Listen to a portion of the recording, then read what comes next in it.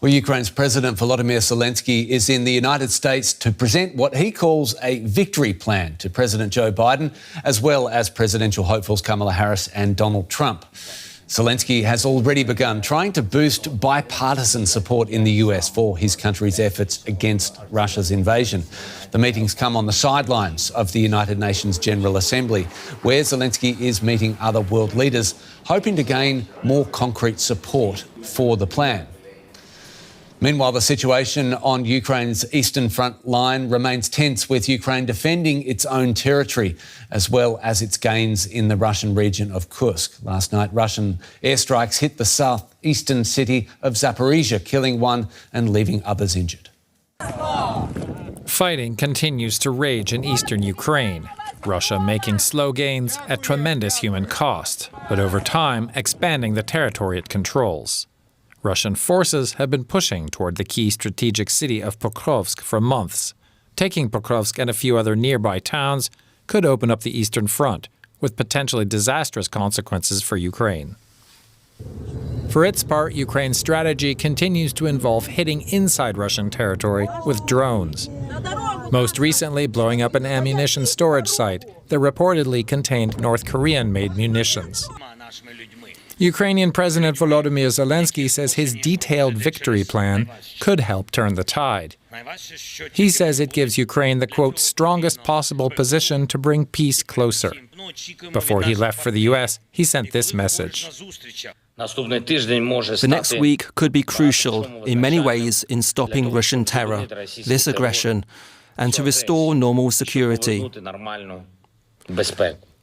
For this to happen, the determination of our partners must be matched by the courage of Ukrainians.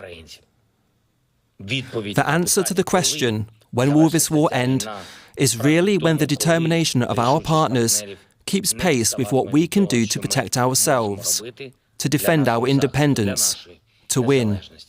Ukraine must win this war. It can win, but together with the whole world.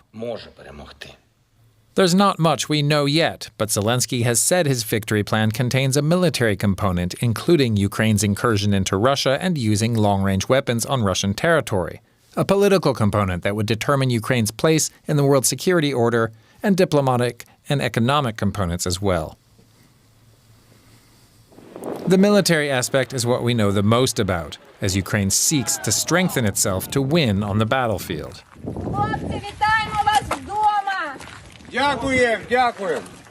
The Ukrainian incursion into Russia's Kursk region, which started on August 6th, is part of the plan, even if it has so far failed to divert huge numbers of Russian troops from the front lines. It gives Ukraine a bargaining chip. Ukraine has also captured hundreds of Russian prisoners in Kursk. The victory plan also includes Kyiv's request to use long-range weapons like ATACMS missiles to hit targets deep inside Russia. Zelenskyy has publicly called on President Biden multiple times to get that permission, saying it could change the course of the war. But until now, Biden has said no.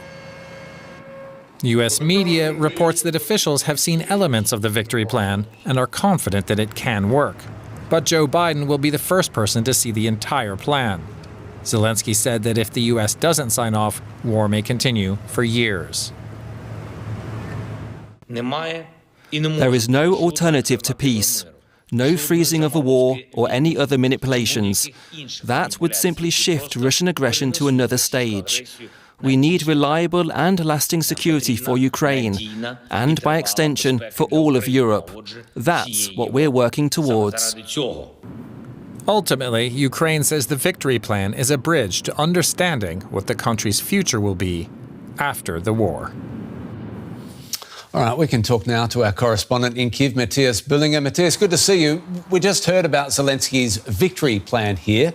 I wonder, are Ukrainians there excited about this trip, that Zelenskyy's victory plan might actually change something for them? Well, here in Ukraine, as we've just seen in this piece, nobody really knows what this victory plan entails. So there is, of course, it's very hard for people to be excited about something that they do not know. There are, however, clear expectations or hopes that Zelenskyy will get something in Washington, the most important thing being the use of the long-range missiles on Russian territory, which would considerably, people hope, disable Russian operations, and which would also prevent Russians from using these glide bombs that have been one of the worst developments for Ukraine in the past year. That would disable these operations considerably. So some of the steps that are most likely to be in this victory plan or some of these ideas are shared by the public. These demands are common demands, one might say, that is widely shared here. What about the part of the future, what this will entail, what security guarantees Ukraine will have, how a post-war order, we understand that this will also be part of this plan, how this will look like is maybe something that is still far ahead and where people do not have expectations that are as specific as with the military part. Zelenskyy has said that this autumn will determine the future of this war. He's talking about the US elections, of course. How much do Ukrainians think that the US election will affect their lives after November, whether it's Harris or whether it's Trump living in the White House? There has been, especially recently, lots of criticism of Biden's decisions, especially this decision of holding back some types of weapons, not enabling Ukraine to fully strike back against Russia and to get everything really they need in order to move forward and defeat Russia. So it's not that Biden is the ideal American leader for Ukrainians from a Ukrainian perspective, but most people here recognize that he has been standing with Ukraine from the beginning and that the Biden administration has supported Ukraine, and it would be completely unclear what a Trump administration would do. So people here are very aware that this election might change their fate in a big way, and they've also noticed what J.D. Vance has said, etc. So of course there is a lot of uncertainty around this election, and that might also be the reason why Zelenskyy has put forward this plan now, a plan that is also aimed at changing discourse globally, and why he's traveling now in order to get some of the things that Ukraine needs most urgently right now, before the election happens, before the big uncertainty might come in. Matthias Bullinger in Kyiv, thanks so much for your insights. Thank you very much. Well, meantime, the war in Ukraine has upended almost everything, including romantic relationships and families. Government data shows birth rates at a 10-year low and marriage rates almost as low as well. In a time of war, it seems love is not what it used to be. DW's Sonia Falnica reports from Kyiv. Looking for love. Fast. This is speed dating in central Kyiv. Thais is a dating coach for men. She says the war has led to many couples breaking up and made the dating scene unpredictable. I hear from men that it's not easy for them to find a girlfriend because many women have moved away. At the same time, there's an increased need for relationships, for closeness, support and trust. Organizers of the event say it's particularly popular with the military. Alina says since the war, she's used to men who are afraid of commitment. Many are also scared of draft officers making them join the army. I know from friends that some men are simply afraid to leave the house. They even order food at home. You can't go anywhere with them. Alina is a single mother. She says she's open to dating a soldier, even one who's been injured.